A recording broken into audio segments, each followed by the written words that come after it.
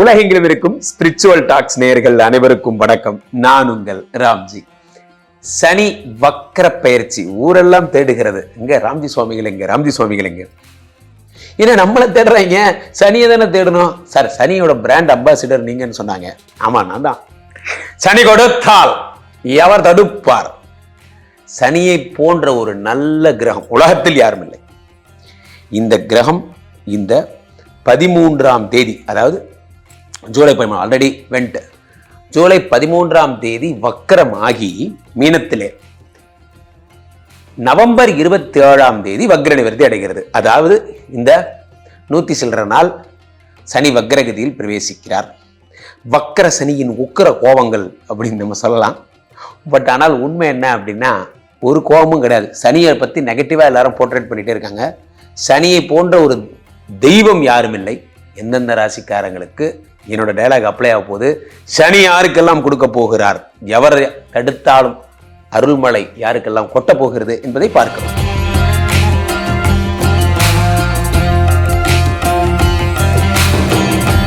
மேஷராசிக்காரர்களை பொறுத்த வரைக்குமே 10-11 கூடியவர் வக்கரம் பெற்று 12ஆம் வீட்டில் இருக்கிறார்.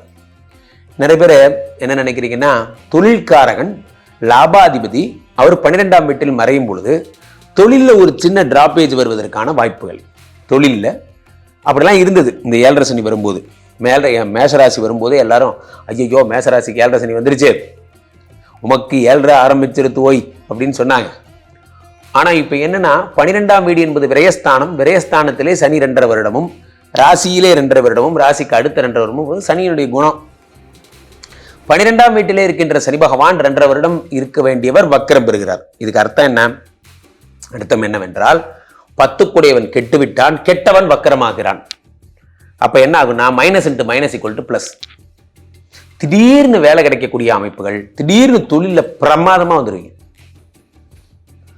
சார், சில பேர் எதுக்கு பிசினஸ் ஆரம்பிச்சோம்னே தெரியாது. பிசினஸ் என்பது நிறைய பேர் நினைச்சுக்கிறீங்க, பிசினஸ் என்பது ஒரு நல்ல விஷயம் போல. கிடையவே கிடையாது. பிசினஸ் என்பது அனகோண்டாவின் குட்டியை போல. இது என்ன புதுசா இருக்கு? ஆராய்ச்சி கட்டுற முடிவுங்க. பிசினஸ் என்பது அனகோண்டாவின் குட்டியை போல. நாளாக நாளாக அந்த அனகோண்டா வளரும். ஒரு கட்டத்திலேயே அந்த பிஸ்னஸே உங்களை விழுங்கிவிடும். தம்பி வினோத்தெல்லாம் ஒரு காலத்தில் அப்படியே ஜாலியாக சுற்றிட்டு இருந்த பசங்க தான். கையில் என்னைக்கு ஒரு கேமராவை கொடுத்து ஒரு சேனலை கொடுத்தாங்களோ, அந்த பிஸ்னஸ் டெவலப் ஆக வீட்டில் இருக்கிற நேரம் கம்மியாகி வெளியே திரிகிற நேரம் அதிகமாகிடுச்சு. பிஸ்னஸ் என்பது நாளாக நாளாக என்ன பண்ணிடும், நம்மளையே சுவாகா காரியம் பண்ணிடும், நம்மளையே முழுங்கிடும். இதை நீங்கள் உணர்வீங்க மேஷராசிக்காரர்கள். சார், நிறைய பேர் பாருங்க, இந்த கம்பெனியில் இவனுங்கள்ட்ட வந்து பொழைக்கிற பொழப்புக்கு நம்ம தனியாக ஒரு இட்லி கடையை ஆரம்பித்து கௌரவமாக சாப்பிடுவோம்டா. காலையிலேருந்து நைட்டுக்கு வரைக்கும் நம்ம எதையாவது ஒன்று விற்று நம்ம மத்தியானம் ஆனால் குழந்தைய கொண்டு போய் ஸ்கூல்லேருந்து கூப்பிட்டு வந்து லன்ச், அது மாதிரிலாம் ஈவினிங் ஆனால் இப்படி பார்க்கில் வாக்கிங், என்னென்னமோ பிளான் பண்ணிங்கல்ல. ஆனால் பிஸ்னஸ் ஓடுற ஓட்டத்தில் அதை பார்க்க முடியாமல் உங்கள் ஒய்ஃபே ஃபோன் பண்ணி மத்தியானம் சாப்பிட வரியான்னு கேட்டேன். இப்போ சாப்பாடு ஒன்று தான் முக்கியம். காலிலேருந்து 1000 ரூபா சம்பாதிக்கல, எதுக்கு இப்போ கற்றுனீங்க? இதுக்கு நீங்கள் வேலைக்கே போயிருக்கலாம். இல்லை, பிஸ்னஸ் ஓடலைங்கிறது தான் இருக்கிறதுலே பெரிய டென்ஷன்.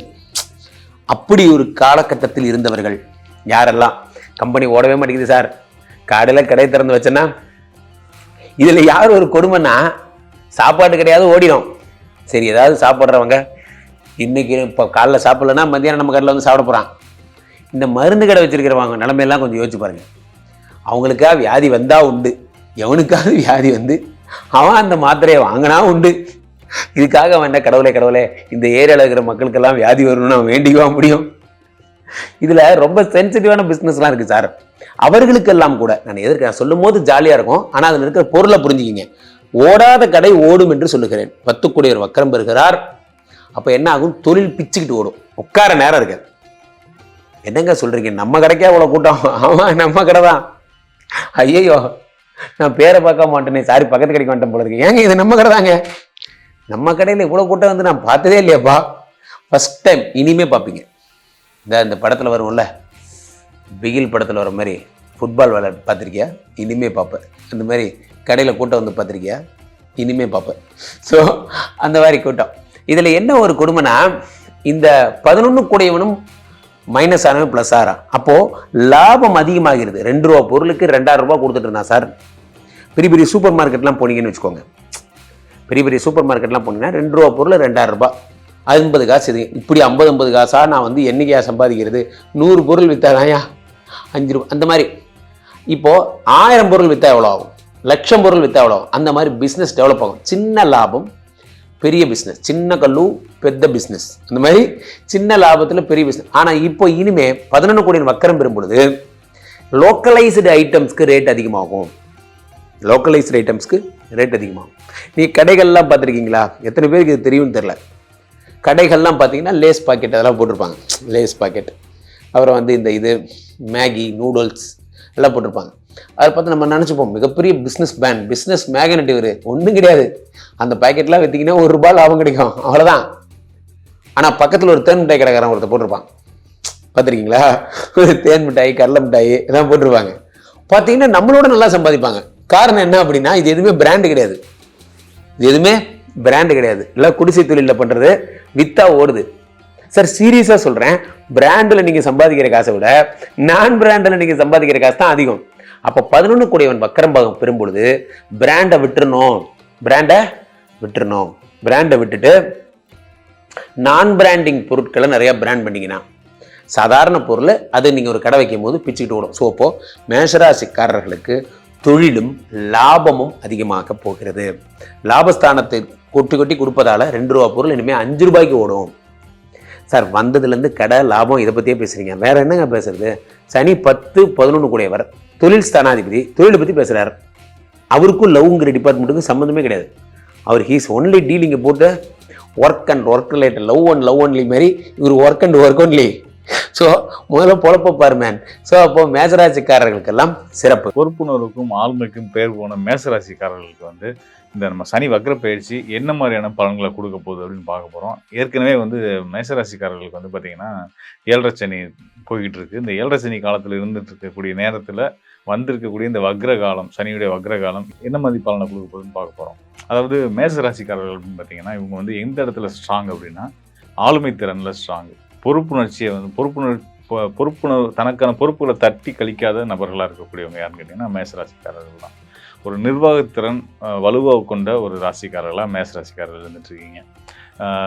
பொறுப்புணர்வு அப்படின்றது வந்து பார்த்திங்கன்னா தொழிலில் மட்டும் இல்லாமல் குடும்பத்துலேயும் சரி, உறவுகள் மத்தியிலையும் சரி, ஒவ்வொருத்தவங்களுடைய மேலேயும் அக்கறை வச்சு அடுத்தவங்களோட பொறுப்புகளையும் அவங்களோட கடமைகளையும் அவங்க சரியாக செய்யணுன்றதுக்காக மெனக்கிடக்கூடிய மேசராசிக்காரர்கள்.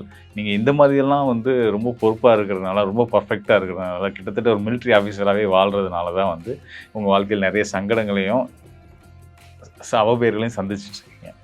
உங்களால் இந்த மாதிரி என்ன ரொம்ப நம்மளை டார்ச்சர் பண்ணுறாருன்னு உங்களை நினச்சி ஃபீல் பண்ணக்கூடிய உங்களுடைய குடும்ப உறுப்பினர்களாகட்டும், உங்களோட வேலை சார்ந்த இடத்துல இருக்கக்கூடிய நண்பர்களாகட்டும், நட்புகளாகட்டும், யாராக இருந்தாலும் வந்து பார்த்திங்கன்னா நீங்கள் சரியாக தான் இருந்தீங்க அப்படின்றத லேட்டராக உணர்வாங்க.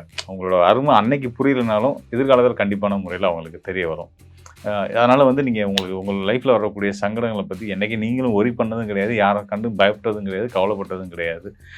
உங்களுக்கு முக்கியம் பிரதானமாக நீங்கள் நினைக்கிறது வந்து நமக்கான கடமைகளை, நமக்கான செயல்களை, நமக்கான பொறுப்புகளை நம்ம சரியான முறையில் செய்யணும், அதில் எந்த தடையும் வந்துடக்கூடாது அப்படின்றதான் நினச்சிட்டு இருக்கீங்க. அந்த வகையில் தான் இந்த சனி பயிற்சியும் வந்து உங்கள் வாழ்க்கையில் எந்த ஒரு தடங்களும் கொடுக்கக்கூடாது, இந்த 7.5 சனி உங்களை எதுவும் தொந்தரவு பண்ணக்கூடாது, நம்ம கடமைகளை நம்ம சரியாக செய்கிறதில்ல, அது எதுவும் தொந்தரவு கொடுத்துடக்கூடாது அப்படின்னு நீங்கள் வந்து நித்தமும் இறைவனை வேண்டிகிட்டு இருக்கீங்க. இப்படி இருக்கக்கூடிய நிலையில் இந்த சனி வந்து ஜூலை 13ஆம் தேதியிலிருந்து நவம்பர் 28ஆம் தேதி வரைக்கும் 4.5 மாதம் வந்து வக்ர நிலையில் வர்றாரு. ஒரு வக்ர நிலை அப்படின்றது பார்த்திங்கன்னா ஒரு நிலை இல்லாத நிலை. அதாவது என்ன செய்யும், எப்போ என்ன பலனை கொடுக்கும் அப்படின்றதே நமக்கு கண்டுபிடிக்க முடியாது. அந்த மாதிரியான ஒரு கால சூழல் இருந்துக்கிட்டு இருக்கு. இதில் வந்து இந்த 4.5 மாதம் அப்படின்றது வந்து கிட்டத்தட்ட 138 நாள். இந்த 138 நாள் நீங்கள் எப்படி சமாளிக்க போகிறோம், இது நமக்கு நல்லது தான் செய்ய வந்திருக்கா, கெட்டது செய்ய போதா அப்படின்னு பார்த்து யோசிச்சுட்டு இருப்பீங்க இல்லையா? இந்த காலங்களில் வந்து பார்த்திங்கன்னா சனி வந்து உங்களுக்கு மீன ராசியில் விரய ஸ்தானத்தில் இருந்துகிட்ருக்காரு. அனாவசிய விரயங்களையும் அனாவசிய அலைச்சல்களையும் உடல் ரீதியான சில தொந்தரவுகளையும் கொடுக்க தான் செய்யும். அதை பற்றி நீங்கள் பெருசாக ஒரி பண்ண வேணாம். அது உங்களை வந்து உங்களோட செயல்களை முடக்கிற அளவுக்கு நீங்கள் உங்கள் முன்னெடுத்து போகிற காரியங்களில் தடை ஏற்படுத்துகிற அளவுக்கெல்லாம் வந்து பாதகத்தை இந்த சனி வக்ர சனி செய்ய போகிறது கிடையாது. காரணம் வந்து பார்த்திங்கன்னா, அவர் இருக்கிற வீடு வந்து மீன ராசியில் இருந்துட்டு இருக்காரு. குருவுடைய கேந்திர ஸ்தானத்தில் இருக்கார். குருவுடைய வீடு தான் மீன ராசியும் கூட. சுபகிரக இணைவோட தொடர்போடு இருக்கக்கூடிய இந்த சனி வந்து நிச்சயமாக வக்ரநிலைக்கு போனாலுமே வந்து உங்களுக்கு பாதகத்தை செய்யாது அப்படின்றத நான் கொஞ்சம் வலுவாக சொல்லிக்கிறேன். ஏன்னா பொதுவாக வந்து 7.5 சனி காலம் வந்து அது விரயஸ்தானத்தில் இருக்கும்போது நிறைய ஏனற்ற சிக்கல்களை கொடுக்கும். 12ஆம் இடம் அப்படின்றது வந்து பார்த்திங்கன்னா சிறைவாசத்தெல்லாம் குறிக்கக்கூடிய ஒரு ஸ்தானம். ஸோ அவ்வளோ ஒரு கடுமையான ஸ்தானத்துலேருந்து இருக்கக்கூடிய சனி பகவான் வந்து இந்த வக்ர நிலைக்கு வரும்போது அவரோட நிலையை தீவிரப்படுத்தி பல சிக்கல்களையும் தடங்களையும் கொடுப்பாரா அப்படின்னு கேட்டால் அது அந்த அளவுக்கு செய்ய மாட்டாங்க அப்படின்றத நம்ம வந்து உறுதியாக சொல்ல முடியும். காரணம் வந்து என்னென்னா, குருவுக்கு கேந்திர தொடர்போடு இருக்கிறதுனால குருவோட வீடாகவே உங்களுக்கு அதிர்ஷ்டவசமாக மேசராசிக்காரர்களுக்கு 12ஆம் இடம் வந்துட்டதுனால, அந்த 12ஆம் வீட்டில் சனி இருக்கிறதுனால வந்து பார்த்திங்கன்னா குரு தொடர்போடு இருக்கிறதுனால கண்டிப்பான முறையில் எந்த விதமான பெரிய சங்கடங்களையும் கொடுக்க மாட்டாங்க. சின்ன சின்ன வீண் அலைச்சல்கள், உடல் உபாதைகள், அதுக்கான காரியங்கள் உண்டு. அதாவது அந்த உடல் உபாதைகளுமே எதனால் வரும் அப்படின்னு கேட்டிங்கன்னா, அதீதமான டென்ஷன். நீங்கள் அவ்வளோ தூரம் வந்து ஸ்ட்ரெஸ் ஆகவே வேணாம். எந்த ஒரு விஷயத்துலையும் வந்து எடுத்து போட்டுக்கிட்டு நீங்கள் வந்து நல்லபடியாக செஞ்சிடணும் வச்சிடணும் அப்படின்ட்டு நீங்கள் வந்து உங்களுக்கு வெளியிலேருந்து தொந்தரவு வரதில்லை. நீங்கள் சரியாக இருக்கணும்னு நினச்சி நீங்கள் உங்களை கஷ்டப்படுத்திக்கிறீங்க. அதனால் அந்த அதீதமான யோசனைகளையும் சங்கடங்களையும் உங்களோட அதீத யோசனையை நீங்கள் குறைச்சிட்டிங்க அப்படின்னாலே வந்து உங்களுக்கு வந்து வாழ்க்கை சுமூகமாக இருக்கும். இந்த அதீத யோசனைகள் உங்களை என்ன பண்ணுது, சிந்தனைகள் உங்களை என்ன பண்ணுதுன்னா தூங்க விடாமல் பண்ணுது. ஒரு மனிதனுக்கு நித்திரைன்றது ரொம்ப ரொம்ப முக்கியமான ஒரு விஷயம். அந்த நித்திரையை கெடுக்கிற அளவுக்கு நல்ல தூக்கத்தை கெடுக்கிற அளவுக்கு உங்களுக்கு சிந்தனைகள் அதிகமாகிடுச்சு. எண்ண ஓட்டங்கள் இருந்தது. 24 மணி நேரமும் சிந்தனைகள் உங்களை ஓடிக்கிட்டே இருக்குது. மூளைக்கு ஓய்வு கொடுக்காமல் நீங்கள் வந்து 24 நேரமும் ஓட விட்டிங்கன்னா உங்களுக்கு வந்து நிச்சயமான முறையில் வந்து அதனாலேயே மனம் சார்ந்த பிரச்சனைகள் உடல் சார்ந்த பிரச்சனையாக மாறுறதுக்கு வாய்ப்பு உண்டு. ஸோ அதனால் நீங்கள் அங்கே அதை தவிர்த்துட்டீங்க அப்படின்னாலே வந்து நீங்கள் வந்து எந்த ஒரு சிக்கலுக்கும் ஆளாக மாட்டீங்க அப்படின்றத சொல்ல முடியும். ரெண்டாவது வந்து பார்த்திங்கன்னா, நீங்கள் வந்து சரியான முடிவுகள் எடுக்கணும். எடுத்தோம் கவுத்தோன்னு டக்குன்னு நீங்கள் எப்பயும் அப்படி இருந்தது கிடையாது. இந்த வக்ர காலத்தில் வந்து உங்களோட முடிவு எடுக்கிற திறனில் தடுமாற்றங்கள் வரும். ஸோ அந்த தடுமாற்றங்களை வந்து நீங்கள் உங்களுடைய நிதானத்தின் மூலியமாக தான் வந்து சரி பண்ண முடியும். பதட்டம் இல்லாமல் எந்த ஒரு நொடியிலையும் ஒவ்வொரு செயலுக்கு முன்னாடியும் எப்பயும் மாதிரி நீங்கள் உங்களுக்கு புதுசு கிடையாது, எதையுமே திட்டமிட்டு செய்யக்கூடிய மேஷ ராசிக்காரர்கள் இருக்கிறீங்க. அதனால் இந்த ஒரு காலகட்டத்திலையும் நம்ம உங்களுக்கு முன்னாடியே எச்சரிக்கிறதுனால உங்கள் நிதானத்தை கடைபிடிக்கணும். எந்த ஒரு விஷயத்துலையும் பதட்டமோ பயத்துக்கோ ஆளாகாதீங்க. நீங்கள் செவ்வாயோட ஆதிபத்தியம் பெற்ற இந்த மேஷராசிக்காரர்கள் எந்த ஒரு கவலைக்கும் அச்சத்துக்கும் ஆளாகக்கூடாது, குறிப்பாக பயப்படக்கூடாதுன்றது தான் என்னோட வேண்டுகோள். அதுதான். அதாவது செவ்வாயோட ஆதிபத்தியம் பெற்று நீங்களே வந்து பதட்டத்துக்கும் பயத்துக்கும் உள்ளானீங்கன்னா உங்களை சார்ந்து இருக்கவங்களுக்கு எவ்வளோ சிக்கல்கள் வரும், எவ்வளோ ஒரு கவலைகள் வரும். ஸோ அதனால் வந்து நீங்கள் அந்த நிலைக்கெல்லாம் போகாமல் நிதானித்து ஒவ்வொரு விஷயத்துலையும் திட்டமிட்டு செயல்படுங்க. உங்களுக்கு எந்த பிரச்சனையும் வராது. நீங்கள் நிம்மதியாக உங்களுடைய வாழ்க்கையை வழிநடத்தி நல்லபடியாக கொண்டு போக முடியும். சனியுடைய வக்ரகதியிலையும் நீங்கள் சிறப்பான நிலைக்கு போக முடியும். அதனால் வந்து நீங்கள் எந்த ஒரு பதட்டத்துக்கும் ஆளாகாமல் நிம்மதியாக இருங்க. குருவருள் உங்களை எப்பயும் காக்கும் அப்படின்றத நான் சொல்லிக்கிறேன். மேஷ ராசி அன்பர்கள் தன்னுடைய வாழ்நாள் முழுவதுமே பாத்தீங்கன்னா மற்றவர்களின் நலனுக்காக வாழ்பவர்கள், சுயநலம் இல்லாதவர்கள் இந்த மேஷராசி அன்பர்கள். ஆனா ஒரு நாள் நம்ம தோற்று போயிட்டோம், நம்ம ஏமாந்துட்டோம் அப்படின்னு தெரிஞ்சதுன்னா அன்னையில இருந்து அதிகப்படியான சுயநலம் அப்படின்றது இந்த மேஷராசி அன்பர்களுக்கு அதிகமாக இருக்கும்.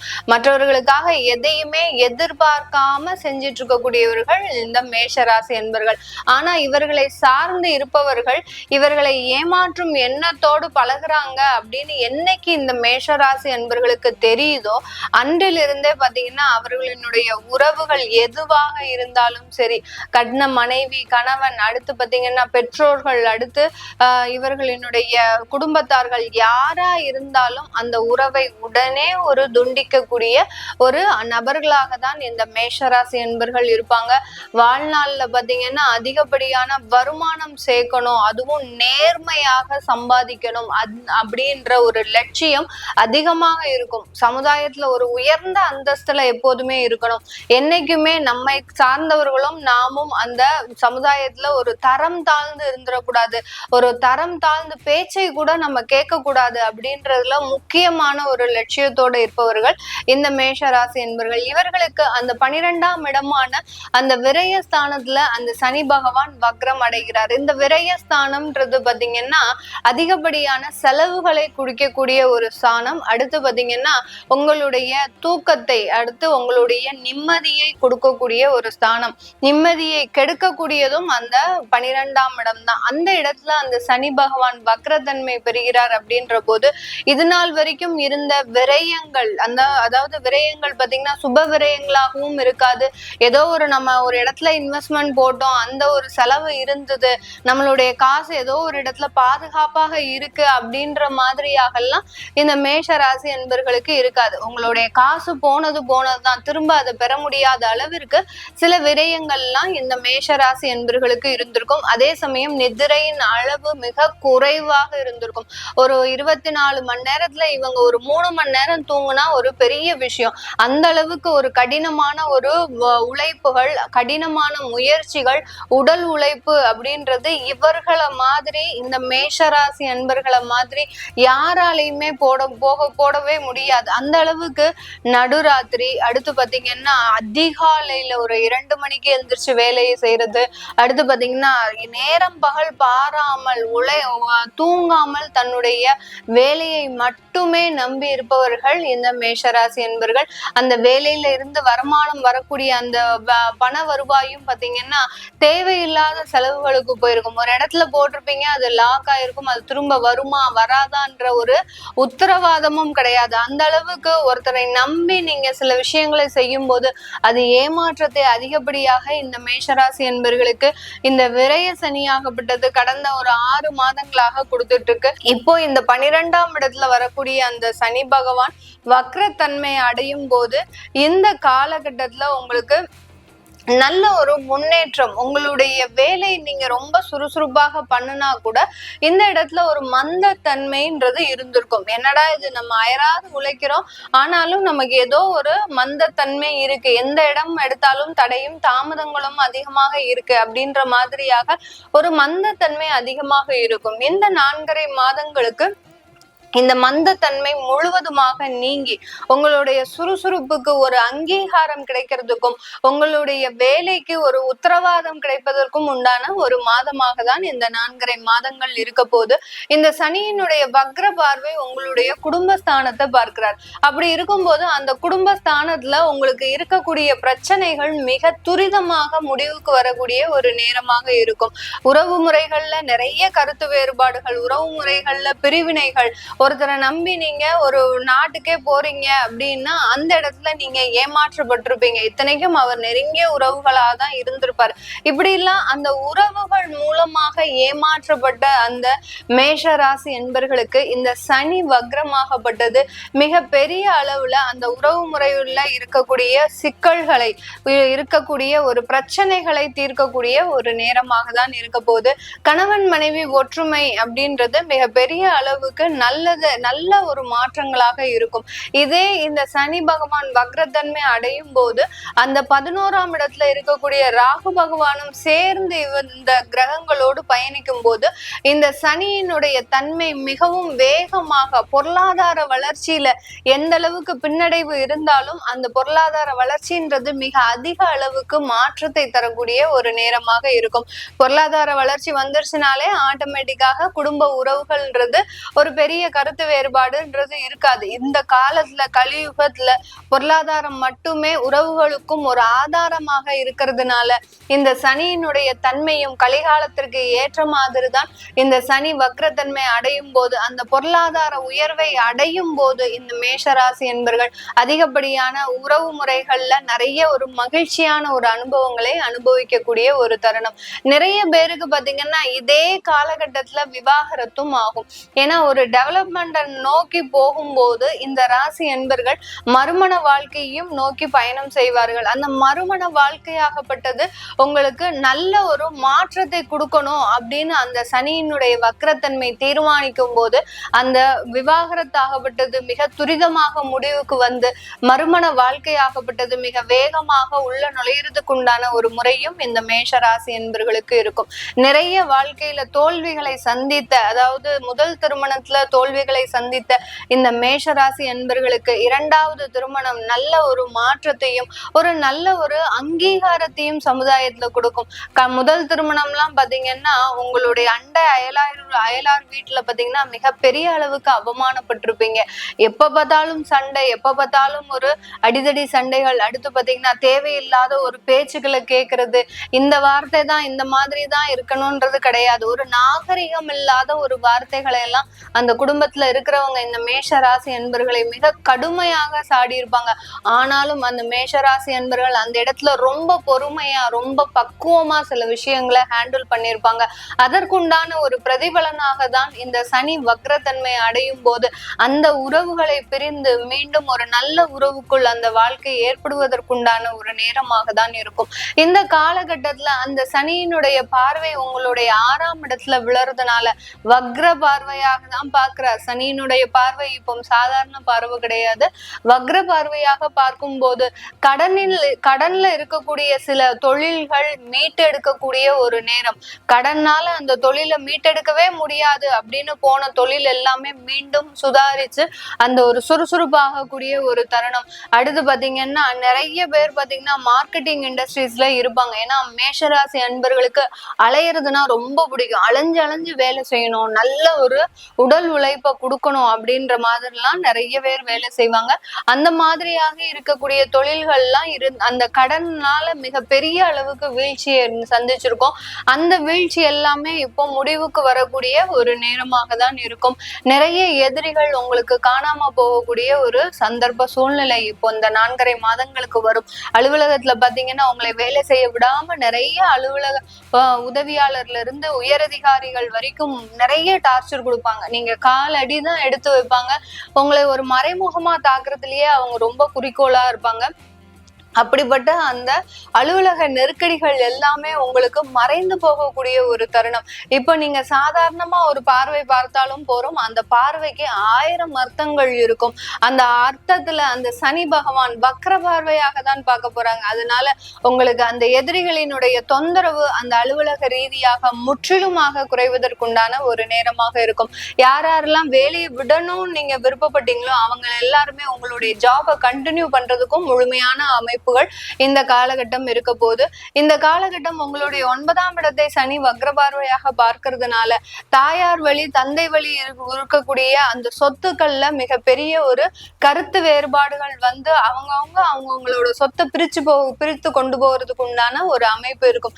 இது கொஞ்சம் உங்களுக்கு உண்டான ஒரு நெகட்டிவான பலன் என்றாலும் ஆனாலும் உங்களுக்கு தேவையான அந்த உரிமைகள் இந்த காலகட்டம் அந்த சனி பகவான் முழுமையாக பெற்றுத்தரக்கூடிய ஒரு நேரம். இது நாள் வரைக்கும் தந்தை வழி சொத்து உங்களுக்கு எதுவுமே வேண்டான்னு நிராகரிச்ச நீங்க மேஷராசி என்பர்கள் இப்போ எனக்குன்னு இந்த உரிமை வேணும், எனக்குன்னு இந்த ரைட்ஸ் இருக்கு, எனக்குன்னு இந்த பாகம் இருக்கு, இதை நான் அனுபவிக்கணும் அப்படின்னு நீங்களே அதுல ஒரு உரிமை கொண்டாடக்கூடிய ஒரு நேரமாக உங்க ரைட்ஸை நீங்களே எடுத்துக்கக்கூடிய ஒரு நேரமாக தான் இந்த மேஷராசி என்பர்களுக்கு இருக்க போது. வெளிநாடு வெளியூர் போகிறதுக்கு உண்டான எல்லா அமைப்பும் இருக்கும். சில பேருக்கு காலக்கெடு எல்லாம் இருக்கும். இந்த ஜூலை ஆகஸ்டோட உங்களுக்கு விசாவினுடைய காலக்கெடு முடியுது. அதுக்குள்ள உங்களுக்கு ஏதாவது ஒரு வேலை இருந்தாதான் கண்டிப்பா அதுல ஒரு நல்ல ஒரு மாற்றம் இருக்கும் அப்படின்ற ஒரு காலக்கெடு இருக்கும். அது எல்லாமே முற்றிலுமாக உங்களுக்கு சாதகமாக முடியக்கூடிய ஒரு தருணமாக தான் இருக்கும். இந்த மேஷ ராசி என்பர்கள் இந்த காலகட்டத்துல உங்களுடைய குலதெய்வத்தை வழிபாடு பண்ணுங்க. இல்ல உங்களுடைய ஊர் எல்லையில இருக்கக்கூடிய காவல் தெய்வத்திற்கு சனிக்கிழமை நல்லெண்ணெய் எண்ணெய் கொடுங்க. அந்த ஒரு எண்ணெய் காப்புக்காக கொடுக்கும்போது உங்களுக்கு உண்டான அந்த ஜென்ம சனியின், அதாவது விரய சனியினுடைய தாக்கமும் சனி வக்ரத்தினுடைய தாக்கமும் குறைந்து, ஏன்னா உங்களுக்கு ஜாதகப்படி தசாபுத்தி எப்படி இருக்குன்னு பார்த்தாதான் உங்களுக்கு உண்டான முழுமையான பலன் தெரிய வரும். சில பேருக்கு கடுமையான தசாபுத்தி பலன்கள் இருக்கு அப்படின்னா இந்த நல்லெண்ணெய் கொடுக்கறது மூலமாக அதற்குண்டான தாக்கம் கொஞ்சம் குறையறதுக்கு வாய்ப்பு இருக்கு. உங்களிடமிருந்து விடைபெறுவது உங்கள் ஆஸ்ட்ரோ பூர்ணா. நன்றி, வணக்கம்.